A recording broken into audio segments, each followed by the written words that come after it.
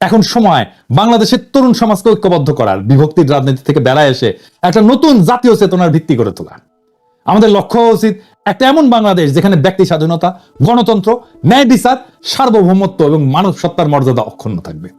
যে তরুণেরা অতীতে ভিন্ন মতাদর্শের কারণে বিভক্ত ছিল, তাদের সামনে এখন ঐক্যবদ্ধ হয়ে দেশের জন্য কাজ করার সুযোগ আসছে। আমাদের ভুলে গেলে চলবে না, একটা জাতি তখনই উন্নতি করে যখন সে নিজের ইতিহাসকে গ্রহণ করে। ভারতের সেনাপ্রধান বলছে যে এই সরকারের সাথে সম্পর্ক নাই, কিন্তু আর্মির সাথে ভালো সম্পর্ক আছে। মানে বাংলাদেশের সরকারের সাথে সম্পর্ক নাই, বাংলাদেশের আর্মির সাথে সম্পর্ক আছে। ওরা নির্বাচিত সরকারের সাথে সম্পর্ক করবি, এই সরকারের সাথে, প্রফেসর ইউনূসের সরকারের সাথে সম্পর্ক করবি না। মানে ইন্ডিয়ার সেনাপ্রধানও বাংলাদেশের দ্রুত নির্বাচন চায়, বুঝিছাও? যা করার ও আকারের সাথে কইরা নাও বাপধান। বাংলাদেশের নির্বাচিত সরকারের সাথে হয়তো এই টার্মে সম্পর্ক থাকবে, এর পরের টার্মে থাকবে না। পররাষ্ট্র উপদেষ্টা তো হাত কসলাইতে কসলাইতে শেষ। ইন্ডিয়ার রাষ্ট্রদূতকে ডেকে বলতে পারবে যে তোমার আর্মি চিফ তো সরকারের সাথে সম্পর্ক রাখতে চায় না, তো তুমি এমবেসি খুলে বসে আছো কে, রাস্তা মাপো। তো এই কয়েকদিন ছাত্রদল, বৈষম্য বিরোধী ছাত্র আন্দোলন আর ছাত্র শিবির নিয়ে মহা গ্যাঞ্জাম চলিচ্ছে। আমরা অনেকেই কইছে দাদা আপনি কিছু বলেন। আমি ছাত্রদল, বৈষম্য বিরোধী ছাত্র আর ছাত্র শিবির সবাইরে তো ভালোবাসি, স্নেহ করি। আমার প্রশ্ন হইতেছে বাংলাদেশের তরুণদের এইভাবে বিভক্ত করলো কে? বাংলাদেশের তারুণ্যকে বিভক্ত হইতে দেওয়া যাবে না তো। আমার ডাইন হাতের সাথে বাম হাতের লড়াই কে লাগাই দিল? সবাইরে অনুরোধ, প্রেসিডেন্ট, সেক্রেটারি, শীর্ষ নেতারা এই সব দলের কেউ অন্যের বিরুদ্ধে বলবা না। আজ থেকে টিভি চ্যানেলে গিয়ে তর্ক করবা না, ডিফিউজ করো এখন থেকে। কয়েকদিন ক্ষান্ত দাও। এজেন্সির লোক শিবির আর ছাত্র দল সাইজা অন্যের উপর ঝাঁপায় পড়বে। আমি চোখে চোখে দেখতে পাইতেছি এজেন্সির লোকেরা পূর্ণ শক্তি নিয়ে নামে গেছে। লক্ষ্য হইতেছে ফ্যাসি বিরোধী তরুণ সম্প্রদায়ের মধ্যে ফাটল তৈরি করা। সফল হয়েছে তারা, পরস্পরের সাথে সংঘাত লাগায় দেওয়া সফল হয়ে গেছে। তবে এই ঘটনাগুলোর মধ্যে সবচেয়ে আলোচিত যে শব্দগুলো হইতেছে তাদের শিবির, এক শিবির। জুলাই আন্দোলনের নেতাদের মধ্যে যে এত শিবির থাকার ব্যাপারটা এবং আন্দোলনে যোগ দেওয়া অনেকের, বিশেষ করে এই যে সেকুলার শহুরে এলিটদের, এদের মনে মনে হয় লজ্জা লাগিছে। এমনকি হাসিনাকে হটানোর আন্দোলনেও তারা নামছিলেন। এই ব্যাপারে আফসোসও দেখা যাচ্ছে কারো কারোর মধ্যে। এইদিকে জাতীয় নাগরিক কমিটি যেটা হয়েছে না, এর মধ্যে অনেক উলট পালট চলতেছে। এক শিবিরদের নাকি ভালোভাবে অন্তর্ভুক্ত করা হইতেছে না। আবার যারা তাদেরকে নিতেছে না, তারাও নাকি জীবনে কোনো না কোনো সময় শিবিরের সাথে সংশ্লিষ্ট ছিলেন। আন্দোলনের নেতৃত্বে শিবিরের ভূমিকা কতটা, সেটা নিয়েও বিতর্ক চলতেছে। বাকশালী শাসনের প্রথা অনুযায়ী শিবির ত্যাগ দেওয়ার ঘটনাও নাকি ঘটতেছে। কয়দিন আগে মিজানুর রহমান আজারি একটা কথা বলছিলেন যে রাজাকার শব্দটা এখন সম্মান সূচক হয়ে গেছে। শুনেন। আমার নবীকে গালি দিত গণক, জাদুকর, এরপর গালি দিত পাগল, নির্বংশ বলে, আর আমাদেরকে গালি দেয় মৌলবাদী বলে, আমাদেরকে গালি দেয় রাজাকার বলে। রাজাকার শব্দটা তো এখন একটা অ্যাওয়ার্ড হয়ে গেছে, অ্যাওয়ার্ড। শেখ হাসিনার শাসনে আমরা তো জানি শিবির পরিচয় দেওয়ার উপায় ছিল না। শিবির ত্যাগ দেয়া, হত্যা, গুমের, মারধরের ঘটনা তো অগণিত। আবরারকে তো এইভাবেই মারা হয়েছে, তাই না? ফলে গোপন তো করতেই হইতো, উপায় তো ছিল না। হাসিনাকে হটানোর পরে বহু বছরের বার্তা ভেঙে গেছে। তাই অনুমান করি যে শিবির বা এক শিবিররা গর্ব নিয়ে নিজেদের পরিচয় দিতেছে যে রাজাকারের মতো একটা সম্মানের ব্যাপার হয়ে উঠছে শিবির হওয়াটা। নিজের যে পরিচয় আপনার সামনে আনতে চান, সেই নামে আপনাকে ডাকার ঘটনাকে ত্যাগ বলা কঠিন। তবে এটাও ঠিক যে দেশে এখনো বহু সাংস্কৃতিক এবং রাজনৈতিক পরিসর আছে যেখানে শিবির পরিচয়, জামাতের পরিচয় সমস্যা হয়। ওইদিকে ছাত্রদল মনে হয় একটা অ্যান্টি শিবির মুডে আছে, ফলে কোথাও কোথাও এটা ত্যাগ হয়ে উঠতে পারে এবং দমন পীড়নের বৈধতা দেওয়ার ঝুঁকি তো থাকেই। এই যে পরিস্থিতিটা চলতেছে, এই পরিস্থিতিতে বিপ্লব পরবর্তী প্রতিক্রিয়া বা অস্থির সময়। সব বিপ্লবের পরে এরকম অস্থির সময় আসে। যারা জুলাই বিপ্লবকে বিপ্লব বলে স্বীকারই করতে চান না, তাদের জন্য এইখানে কিছু ইশারা আছে। কিছুদিন পরে বিষয়গুলো হয়তো আর এতটা জটিল থাকবে না। আপনারা ভাবতে পারেন যে প্রথম আলোতে জামাতের আমিরের সাক্ষাৎকার ছাপা হইতেছে, এইটা প্রথম আলো করতেছে এমনি এমনি না। বাংলাদেশের রাজনৈতিক পরিষদের জামাত শিবির নিয়ে যে কুসংস্কার ট্যাবু ছিল সেটা দূর হইতেছে, এটাই তার প্রমাণ। এবার মূল আলোচনায় আসি, জুলাই বিপ্লবের শিবিরের কৃতিত্ব নিয়ে। শিবির নিয়ে কিছু কওয়া আমার জন্য মুশকিলই বটে। মানে শিবির নিয়ে কিছু কইলে, বিশেষ করে বিএনপি এসে কইবে আপনার প্রিয় শিবির, কেউ কেউ গালাগালিও শুরু করবে। কথাটা মিথ্যা না। শিবির প্রসঙ্গে আমার কিঞ্চিত দুর্বলতা আছে, এটা আমি আগেও বলছি। তাও আমি চেষ্টা করব বস্তুনিষ্ঠভাবে আলাপটা করার। আমি যে কথাগুলো বলবো আপনারা কানেক্ট করতে পারবেন ঐতিহাসিক ঘটনার সাথে। আমি যে শিবিরকে এক্সট্রা খাতির করি নাই, জামাতকে এক্সট্রা খাতির করি নাই, সেটা আলাপ শেষ হলেই বুঝবেন। জুলাই বিপ্লবের শিবিরের ভূমিকা বা কৃতিত্ব যদি বুঝতে যাই, তাহলে একটু পিছে থেকে শুরু করতে হবে। প্রথমে দেখবো আমরা হাসিনার বাকশালী শাসন এবং বাঙালি জাতীয়তাবাদের ইতিহাস চর্চার দিক থেকে। আন্দোলনের নেতাদের বয়স কত? ধরেন 20 থেকে 35, এইটুকু। তাহলে এদের রাজনৈতিক আর ঐতিহাসিক চেতনার পুরাটাই গড়ে উঠছে হাসিনার কঠোর বাকশালী শাসনে, বাঙালি জাতীয়তাবাদের একচেটিয়া দখলের মধ্যে, তাই না? তো এই তরুণ তরুণীরা কি দেখলো রাজনৈতিক পরিসর হিসাবে? তারা দেখলো বাংলাদেশ পুরোপুরি ভারতের দখলে। এই দেশের সংখ্যাগরিষ্ঠ মানুষের ধর্ম সংস্কৃতি যেন লজ্জার বিষয়। তারা নির্যাতনের শিকার। বাংলাদেশের রাস্তায় দাড়ি টুপি নিয়ে হাঁটা যায় না, পুলিশ ধরে। বাংলাদেশের সব মসজিদ হয়ে উঠছে আল আকসা মসজিদের মতো, ইসরায়েলের মতো পুলিশের ঠাসা থাকে মসজিদ। বাসায় ধর্মীয় বই রাখা যায় না, বলে জিহাদি বই। দাড়ি টুপি থাকা মানে তার আয়নাঘরে আটকায় রাখা যায়। আয়নাঘরের দেয়ালে যে লেখা, সেটা তো সারা বাংলাদেশের সাধারণ মুসলমানের আত্মনাদ। আলেমদের নির্বিচারে গণহত্যা করা যায়, সর্বজন শ্রদ্ধেয় আলেমকেও রিমান্ডে অত্যাচারের শিকার হইতে হয়, বছরের পর বছর আটকা থাকে বিনা বিচারে মুসলমানের সংস্কৃতি নির্বাসনে। আর বাংলাদেশে যে সংস্কৃতি সেলিব্রেট করা হয় সেটা আসলে বাঙালি হিন্দুর সংস্কৃতি। আনন্দবাজার আনন্দ না লুকায় উল্লাস করে নিউজ করে ঢাকার পয়লা যেন অষ্টমীর এক ডালিয়া, মানে পয়লা বৈশাখ। তো লিখতেছে কার সঙ্গে তুলনা করা যেতে পারে? কখনো মনে হচ্ছিল কলকাতার কলেজ স্কোয়ার বা এক ডালিয়ার পূজা মণ্ডপ, কখনো বা শান্তিনিকেতনের বসন্ত উৎসবের চেহারা, তাসের রমনার বটমূলের বৃন্দগানী হোক, কিংবা ঢাকা বিশ্ববিদ্যালয়ের সামনের রাজপথে মঙ্গল শোভাযাত্রা, পুজো বসন্তের উৎসব মিলেমিশে একাকার ঢাকার নববর্ষের সকাল। কি আনন্দ! এটাই চাইছে ইন্ডিয়া, এটাই চাইছে আওয়ামী লীগ। এই কলকাতার সাংস্কৃতিক বিজয়কেই আওয়ামী লীগ বাকশাল বাঙালি জাতীয়তাবাদ দেশের স্বাধীনতা হিসেবে উপস্থাপন করছে। আওয়ামী লীগের যে বাঙালি জাতীয়বাদের ইতিহাসের যে বয়ান, তারা বলে যে 47-এ একটা ভয়ানক ঘটনা ঘটছে, দেশ ভাগ, ভারত ভাগ হয়েছে। ভারত ভাগ হয়ে ভারত আর পাকিস্তান হওয়া তাদের জন্য মহাবিপর্যয়। কিন্তু অবাক ব্যাপার দেখেন, ব্রিটিশ ভারত, যেটা আসলে মূলত মোগল হিন্দুস্তান ছিল, সেটাই মানতে চায় না তারা। তারা এটাকে মিথিক্যাল ভারত হিসেবে দেখে। সেই ভারতই হলো আজকের ভারত, সেই মহাভারত, যেটা ভাগ হয়ে নাকি পাকিস্তান সৃষ্টি হয়েছে। তাহলে ইতিহাসের সবচেয়ে বড় ভিলনকে এই ইতিহাসে জিন্নাহ, তাই না? তাহলে আমার স্বাধীনতা তো অভিশপ্ত, কারণ যেই মহাভারত ভেঙ্গা পাকিস্তান তৈরি হইলো, যেই পাকিস্তান আমাদের পূর্বপুরুষের লড়াইয়ের ফসল, সেটাই যদি ভুল হয় তাহলে সঠিক কোনটা? সঠিক হচ্ছে ইতিহাসের সেই ভুল শোধরানো, সেই মহাভারতের মিথিক্যাল ভারতে ফিরে যাওয়া। ওইখানে ফিরে গেলে আমার মুক্তি। এটাই হয়ে দাঁড়ায় আওয়ামী লীগের স্বাধীনতার পর।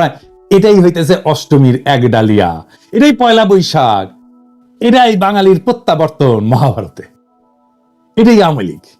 তো বাঙালি জাতীয়তাবাদের দৃষ্টিতে স্বাধীনতার এই বয়ান, এটার যদি নাগরিকদের মুক্তির সম্ভাবনা না থাকে, তাহলে সেটাই তো সবচেয়ে বড় ব্যর্থতা, তাই না? এখন চিন্তা করেন, বাংলাদেশের নাগরিকদের যদি প্রকৃত স্বাধীনতা চাইতে হয়, তাহলে তো বিকল্প একটা ইতিহাস চিন্তা লাগবে আওয়ামী লীগের বাইরে, তাই না? কেননা খোদ স্বাধীনতার বয়ান আপনার মুক্তির আকাঙ্ক্ষাকে ধারণ করতে পারতেছে না। তো এখন দেখেন, আপনি যদি দেশের মানুষের মুক্তি চান, স্বাধীনতার রাজনীতি করেন, আন্দোলন করেন, তাহলে তো একটা সংগঠিত রাজনৈতিক শক্তি লাগবে আপনার জন্য। দেশের মানুষকে আহ্বান জানাইতে হবে তো সেই রাজনৈতিক শক্তি থেকে। সবচেয়ে বড় কথা, জনগণের ভরসাস্থল হইতে হবে তো আপনাকে। আপনার ডাকে তারা সাড়া না দিলে কিভাবে আন্দোলন করবেন? আপনি তখন সংগঠিত রাজনৈতিক শক্তির খোঁজ করবেন, তাই না? উঠতে বেড়াবেন, দেশের রাজনৈতিক সংগঠনগুলোর দিকে নজর দিবেন, তাদের বয়ান ইতিহাস চিন্তা যাচাই বাছাই করবেন, তাই না? হাসিনা প্রতিপক্ষ রাজনৈতিক শক্তিগুলোর মধ্যে যদি সম্ভাবনা খুঁজতে যায়, দেখেন কারা কারা আছে। বিএনপি আছে, বাম দল আছে দুই একটা, জামাত আছে, শিবির আছে, এই তো হেফাজত আছে। এই পর্যায়ে এসে আপনার মনে হবে যে বাংলাদেশে প্রকৃত স্বাধীনতার ভিত্তি কোথায়, দেশের নাগরিকদের মুক্তির জন্য কোন ইতিহাস চিন্তা সবচেয়ে উপযুক্ত, তাই না? আপনি বিএনপি কে যদি দেখেন, দেখবেন যে নির্যাতিত তারা, হাসিনার দমন পীড়নে তারা পিষ্ট, নেতারা জেলে, কর্মীরা গুম হয়ে যাচ্ছে, ক্রস ফায়ারে যাচ্ছে, ঘর বাড়ি ছেড়ে পালাই বেড়াচ্ছে বনে জঙ্গলে, তাই না? ভালো একটা সম্ভাবনা খুঁজে পেলেন, মজলুম দল সাধ্যমতো লড়াই করতেছে, রক্ত দিতেছে, তখন তাদের ইতিহাস চিন্তার দিকে নজর দেবেন। আপনি কি পাইলেন? আপনি তো খুব একটা স্পষ্ট কিছু বুঝতে পারলেন না। বিএনপির মধ্যে আপনি তো গণতন্ত্রের দাবি দেখবেন, ভোটের দাবি দেখবেন, তারা একটা ভোট চাইছে, তাদের মধ্যে ভারত বিরোধিতা আছে একটা সেকশনের মধ্যে। বিএনপির লোকেরা বলে না যে আপনারা দেখতে পান না, আমরা তো তিস্তা নিয়ে প্রোগ্রাম করছি, লং মার্চ করছি ইন্ডিয়ার বিরুদ্ধে, আমরা কি ইন্ডিয়ার বিরুদ্ধে কথা বলি না? সত্য, কিন্তু এটাও সত্য, বিএনপির মধ্যে ভারতকে সন্তুষ্ট কইরা দেশে গণতন্ত্র ফেরানোর আশাও আছে। তো এটা তো মিথ্যা কথা না, তাই না? আপনারা তো দেন দরবার করছেন, করেন এখনো, তাই না? আপনারা তো অমিত শাহের কাছে কুজা হয়ে দাঁড়ান, আপনারা তো আদানির জন্য ওকালতি করেন, তাই না? অর্থাৎ খোদ দখলদারের কাছে নিজের মুক্তির জন্য সাহায্য চাইছেন। বড়ই অদ্ভুত ব্যাপার। এই দ্বন্দ্ব আপনি বুঝতে পারবেন না সহজে। ভারতকে নিয়ে কিছু বলা যাবে না, হিন্দুত্ববাদকে নিয়ে কিছু বলা যাবে না। হাসিনার আমলে এই আলাপ আসছে মূলত বিএনপি মনা অ্যাক্টিভিস্টদের কাছ থেকে। এমনকি আপনারা খেয়াল করলে দেখবেন, ভারতীয় পণ্য বয়কট আন্দোলনে যারা আমার সবচেয়ে বেশি বিরোধিতা করছিল, তাদের আপনি বিএনপি পন্থী বলেই চিনতে পারবেন। আমি আর নাম বলি না। আবার এটাও সত্য, বিএনপির শীর্ষ নেতৃত্ব ভারতীয় পণ্য বয়কট আন্দোলন সর্বাত্মক সাহায্য সমর্থন করছিল। আমি নিজে সাক্ষ্য দিচ্ছি। আমি যখন বলতাম ওনাদেরকে, বিএনপি নেতাদেরকে, যে ওরা কেন এমন করে, তখন বলে ও না, ওরা আমাদের লোক না, আমাদের সাপোর্টার। তার মানে বিএনপির মধ্যে এক একটা ভারত প্রশ্নে সলিড কোনো অবস্থান নাই, নানা অবস্থান আছে, নানা মত আছে, এর মধ্যে চরম ভারতপন্থী অংশ আছে। ওইদিকে তাদের কোনো সুস্পষ্ট ঐতিহাসিক অবস্থান নাই জনতার সামনে, নিজেদের ইতিহাসের বয়ান স্পষ্ট করে উপস্থাপনা করেনি বিএনপি। বিএনপির একটা ইন্টারেস্টিং দাবি ছিল, সেটা কি জানেন? সেটা হচ্ছে আওয়ামী লীগের চেয়ে বিএনপির মধ্যেই নাকি মুক্তিযোদ্ধা বেশি, জিয়াউর রহমান স্বাধীনতার ঘোষক, তাই না? তখন আপনার মনে পড়বে যে যে স্বাধীনতার বয়ান আপনাকে আওয়ামী লীগ খাওয়াইতেছে তার আর একটা ভার্সন বিএনপি। হাসিনার সঙ্গে বিএনপির বিরোধ আসলে কি নিয়ে? তাদের পার্থক্য কেবল মুক্তিযুদ্ধের মালিকানা নিয়ে, যে বয়ানে হাসিনা 100% নিয়ন্ত্রণ দাবি করতেছে, বিএনপি সেখানে অংশীদার হইতে চায়। আর কি, সে দেশ শাসন করার অধিকার চায়। এখন এইটা একাই আওয়ামী লীগ করতেছে, তাই না?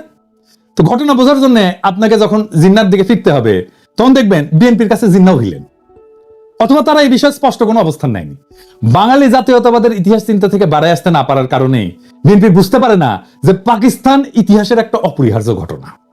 এটি কেবল ব্রিটিশ ভারতের স্বাধীনতা ছিল না, বরং মুসলমানদের জন্য একটা নিরাপদ রাষ্ট্র তৈরির প্রয়োজনীয়তা ছিল। শুধু মুসলমান না, ভারতের সংখ্যালঘুদের জন্য নিরাপদ রাষ্ট্র তৈরির প্রয়োজনীয়তা ছিল। জিন্নাহ তো ভারতের সংখ্যালঘুদের নেতা, হ্যাঁ ঠিক, মুসলমানদের নেতা না, সংখ্যালঘুর নেতা, হিন্দু দলিতের নেতাও ছিল জিন্নাহ। পাকিস্তানে যারা হিন্দু ছিল তারা ছিল দলিত। পশ্চিম পাকিস্তানের দলিত সুজাক তেহরিক দল আছে হিন্দুদের, এরাই কিন্তু পাকিস্তানের সংখ্যাগরিষ্ঠ হিন্দু। পূর্ব পাকিস্তানের যোগেন মন্ডল জিন্নাহর সাথে ছিল নমশূদ্রদের নেতা। যোগেন মন্ডল থাকতে পারেনি পরে, সেটা ভিন্ন আলাপ, আমিও আলাপে আর না যাই। মানে ধরেন যোগন মন্ডল পাকিস্তানে থাকতে পারেনি, তো বাঙালিরাও তো পাকিস্তানে থাকতে পারেনি ভাই, আমরাও তো থাকতে পারিনি, তাই না? সেই আলাপটা অন্য আলাপ। ব্রিটিশরা চলে যাওয়ার পরে মুসলমানরা হিন্দু সংখ্যাগরিষ্ঠ রাষ্ট্রের সংখ্যালঘু হয়ে পড়ে, যেখানে রাষ্ট্রের ভিত্তিক গণতন্ত্র এবং আইনের শাসন না, বরং একটা বিশেষ জাতীয়তাবাদ, নিখিল ভারত ধারণা, যেটা আসলে হিন্দুত্ববাদ। এই সংখ্যালঘুকে বাঁচাইতে জিন্নাহ পাকিস্তানের ধারণা নিয়ে লড়াই করছে। নাহলে আজকে ভারত যদি অখণ্ড থাকতো, ভাবতে পারেন এই পুরা ভারতীয় মুসলমান এবং দলিতেরা কি দুর্বিষহ জীবন পাইতো মোদির ভারতে, কি হইতো সেটা এখনই দেখতে পারতেছেন। তখন আপনি বুঝবেন জিন্নাহ আসলে ইতিহাসের একজন ভিশনারি নেতা ছিল, ইতিহাসের একজন মহানায়ক ছিল। আপনি তখন বুঝবেন যে বিএনপি কেন জনতার মধ্যে গ্রহণযোগ্যতা পাচ্ছে না, বিএনপির আহ্বানে জনগণের সাড়া কম কেন, কারণ তার ভারত প্রশ্নে অস্পষ্ট রাজনীতি। এরপরে তখন আপনি জামাত শিবিরের দিকে নজর দেবেন, তাই না? কি দেখবেন? আপনার তখন মনে হইতে পারে যে এই জামাত শিবিরের মধ্যেই বিকল্প ইতিহাস চিন্তা পাওয়া যেতে পারে, যেটা আপনার আকাঙ্ক্ষার সাথে যুক্ত। আপনারা দেখবেন শিবিরের মধ্যে পাকিস্তান, জিন্নাহ, ভারত বিরোধী অবস্থান একটা সুসংগঠিত বয়ান আছে। তারা বাঙালি জাতীয়তাবাদকে ভারতীয় জাতীয়তাবাদের একটা শাখা হিসেবে চিহ্নিত করতে পারে সক্ষম। তারা বোঝাতে সক্ষম যে হাসিনা মুক্তিযুদ্ধের নামে ভারতীয় দখলদারিত্ব কায়েম করছে। আওয়ামী লীগ আসলে ভারতীয় আধিপত্যবাদী শক্তির হাতের পুতুল। এমনকি মওদুদি এবং জামাত পাকিস্তানের যে বিরোধিতা করছিল, তারাও এখন জিন্নাহকে তাদের বয়ানে গ্রহণ করছে। তখন শিবির জামাত দেখলে আপনার মনে হতে পারে যে এইটা বাংলাদেশে মানুষের মুক্তির একটা পূর্ণাঙ্গ প্যাকেজ। ইতিহাস বোধ আছে, ধর্ম আছে, ইতিহাস চিন্তা ঠিকঠাক আছে, ভারতকে সঠিকভাবে চিহ্নিত করা হয়েছে, বাঙালি জাতীয়তাবাদকে ভারতীয় জাতীয়তাবাদের শাখা হিসেবে চেনানো হয়েছে। আপনি যখন এই বিকল্প ইতিহাস চিন্তার সামনে এসে দাঁড়াবেন জামাত শিবিরের, তখন দেখবেন যে বিএনপি কেন জনগণের আস্থা পাচ্ছে না। কিন্তু আপনি যদি আরো গভীরে যান তাহলে দেখবেন যে জামাত শিবিরের ডাকে জনগণ সাড়া দিচ্ছে না কেন? এটা কি কেবল হাসিনার দমন পীড়নের কারণে, নাকি আরো কোনো কারণ আছে? আসেন সেটা একটু বুঝে দেখি। জামাত শিবির প্রসঙ্গে একটাই অস্বস্তি বাংলাদেশের মানুষের মনে, সেটা হইতেছে জামাত শিবির কেন 1971 নিয়ে স্পষ্ট কোনো আলাপ করে না। তাদের বক্তব্য 1971 পুরোপুরি ভারতীয় ষড়যন্ত্র, কিছু গাদ্দার বাঙালির সহযোগিতায় ভারত দেশ থেকে ছিনিয়ে নিছে। আপনার মধ্যে অস্বস্তি তৈরি হবে, কারণ আপনি তো মানুষের বেদনা, চোখের পানি, রক্ত চেনেন, আপনি তো ইতিহাস দেখছেন। মুক্তিযুদ্ধ তো খুব দূরের ঘটনা না, এগুলো তো অস্বীকার করতে পারবেন না। আপনার তখন মনে হবে একদম নিরপেক্ষভাবে দেখলে 1971 ঘটনা কেবল ষড়যন্ত্র ও দুর্ঘটনা না, এটি ইতিহাসের একটা গভীর বাস্তবতা, যেখানে লাখো মানুষের রক্ত ঝরছে। মুক্তিযুদ্ধের বয়ানে যতই দুর্বলতা থাকুক, ভারতের যতই উস্কানি থাকুক, যতই ষড়যন্ত্র থাকুক, স্বাধীন বাংলাদেশ তো আমরা চাইছিলাম, লড়াই করছে আমাদের মানুষ, রক্ত দিচ্ছে। জামাত আর শিবির যেই বয়ানি আনুক না কেন, তারা যেই প্রশ্নের উত্তর দিতে পারবে না, এখনো পারেনি, সেটা হচ্ছে 25শে মার্চ তো একটা জেনোসাইড হয়েছিল, গণহত্যা হয়েছিল, তাই না? আপনারা তার প্রতিবাদ তো করেন নাই। রাজনীতিতে জেনোসাইড একটা decisive moment, very decisive moment. আপনাকে এই সময় ভিকটিমের পক্ষ নিতে হবে। ওই মোমেন্টে পক্ষ নিতে না পারাটা রাজনৈতিক ব্যর্থতা। এই যে এক্স শিবির ধারণা, এইটা হইতেছে শিবিরের সেই অংশ যারা শিবিরের হিস্ট্রিগ্রাফি, ইতিহাস বোধ, হিস্ট্রিসিজমকে ওন করে, আবার 1971 25শে মার্চের রাইট ডিসিশন নিতে না পারাটাকেও ডিজওন করে। আপনি তখন এমন একটা নতুন ইতিহাস চিন্তায়, নতুন হিস্ট্রিগ্রাফিতে পদার্পণ করেন, যা একদিকে ভারতীয় আধিপত্যবাদকে প্রত্যাখ্যান করবে, অন্যদিকে 1971 বাস্তবতাকেও অস্বীকার করবে না। তাইলে আগামীর বাংলাদেশে সেই রাজনীতি কিভাবে তৈরি হবে? বাংলাদেশের স্বাধীনতাকে পোস্ট কলোনিয়াল রাষ্ট্র হিসেবে দেখতে হবে, যেখানে ভারত বা পাকিস্তানের কোনো প্রভাব নাই। বরং এটা একটা স্বতন্ত্র জাতি রাষ্ট্র, যেখানে জনগণের স্বার্থই মুখ্য, জনগণই এই রিপাবলিকের মালিক, তারাই তার ইতিহাসবোধের কর্তা। আপনি তখন দেখবেন বাংলাদেশ ভারতের মতো একটা আগ্রাসনবাদী, সাম্রাজ্যবাদী, আধিপত্যবাদী রাষ্ট্র না, আবার পাকিস্তানের মতো একটা ধর্মভিত্তিক রাষ্ট্র না। এটা সত্যিকার অর্থে একটা আধুনিক পোস্ট কলোনিয়াল রাষ্ট্র, যেখানে নাগরিকদের সমান অধিকার নিশ্চিত করা দরকার। আপনার এই নতুন ইতিহাস ভাবনা আপনাকে ওই সাবেক এক্সিবিট বানায় দেবে, আর এইখান থেকেই শুরু হবে নতুন রাজনৈতিক আন্দোলন, যা ভারত বা পাকিস্তানের ছায়ারায় বাংলাদেশের জনগণের প্রকৃত মুক্তি নিশ্চিত করবে। আমরা সেই রাস্তায় হাঁটতে শুরু করছি। বাংলাদেশের আগামী রাজনীতির দিশাও আসবে ওইখান থেকে। আর আমি মনে করি যে এই সাবেক শিবির যারা জামাতের রাজনীতিতে যায় নাই, আবার শিবিরের ইতিহাসবোধ পাইছে, তারাই আগামী বাংলাদেশের ইন্টেলিজেন্সিয়া। বাংলাদেশের রাজনীতি এখন এক সন্ধিক্ষণে দাঁড়ায়। নতুন রাজনীতি জন্ম নিচ্ছে। আমরা যা যা দেখছি তা নতুন রাজনীতির প্রসব বেদনা। পুরনো বয়ানের আবর্ত থেকে বেড়ায় নতুন দৃষ্টিভঙ্গি গড়ে তোলার সময় আসছে। আমরা যদি সত্যি একটা স্বাধীন, সার্বভৌম এবং জনগণের কল্যাণে নিবেদিত রাষ্ট্র করতে চাই, তাহলে অতীতের ভুলগুলো থেকে শিক্ষা নিতে হবে এবং ভবিষ্যতের জন্য একটা সুসংহত দৃষ্টিভঙ্গি গড়ে তুলতে হবে। এটাই বাংলাদেশের আগামীর ইতিহাস চেতনা। এখন সময় বাংলাদেশের তরুণ সমাজকে ঐক্যবদ্ধ করার, বিভক্তির রাজনীতি থেকে বেড়ায় এসে একটা নতুন জাতীয় চেতনার ভিত্তি গড়ে তোলা। আমাদের লক্ষ্য হওয়া উচিত একটা এমন বাংলাদেশ যেখানে ব্যক্তি স্বাধীনতা, গণতন্ত্র, ন্যায় বিচার, সার্বভৌমত্ব এবং মানব সত্তার মর্যাদা অক্ষুণ্ণ থাকবে। যে তরুণেরা অতীতে ভিন্ন মতাদর্শের কারণে বিভক্ত ছিল, তাদের সামনে এখন ঐক্যবদ্ধ হয়ে দেশের জন্য কাজ করার সুযোগ আসছে। আমাদের ভুলে গেলে চলবে না। একটা জাতি তখনই উন্নতি করে যখন সে নিজের ইতিহাসকে গ্রহণ করে, তার থেকে শিক্ষা নেয় এবং ভবিষ্যতের জন্য নতুন দিগন্ত উন্মোচন করে। বাংলাদেশের ভবিষ্যৎ আজ আমাদের হাতে। ইতিহাসের জটিলতাগুলোকে বুঝে, ভুল শুধরে এবং বিভক্তির রাজনীতি পরিহার করে আমরা কি পারবো একটা সত্যিকারের স্বাধীন, আধুনিক, আত্মনির্ভরশীল রাষ্ট্র গড়ে তুলতে? উত্তরটা আমাদের সকলের হাতে। এখন সময় সামনে আগায় যাওয়ার, নতুন বাংলাদেশ গড়ার, নতুন সম্ভাবনার দুয়ার উন্মুক্ত করার।